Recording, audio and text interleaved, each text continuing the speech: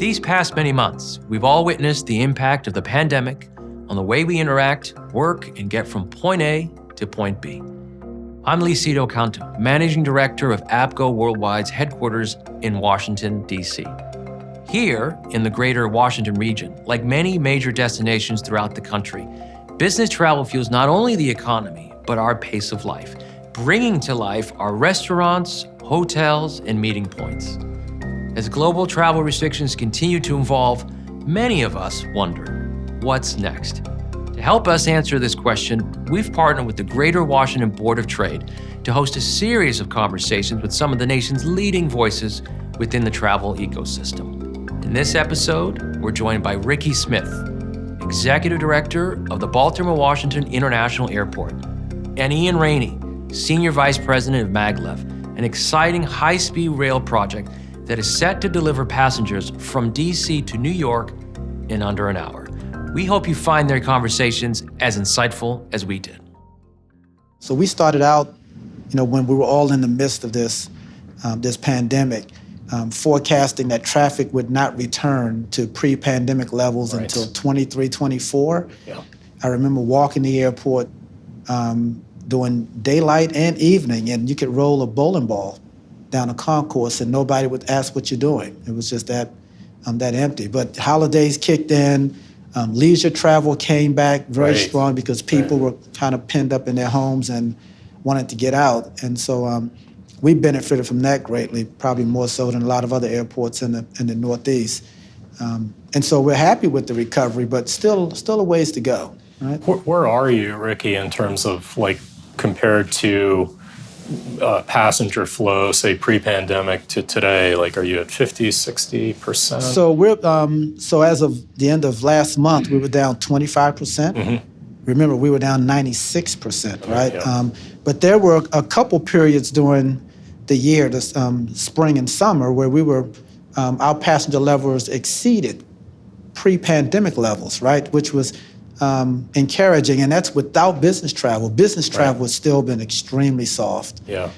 We don't expect to see any signs of that coming back until sometime perhaps second quarter of next year. Now, part of the challenge we had, however, to even enable people to make those trips was people had to feel comfortable that it was safe coming into the airport again.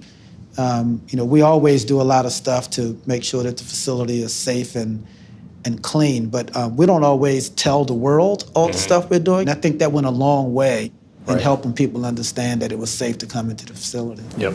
Yeah, we obviously pay really close attention to passenger rail, Amtrak, and also the commuter lines.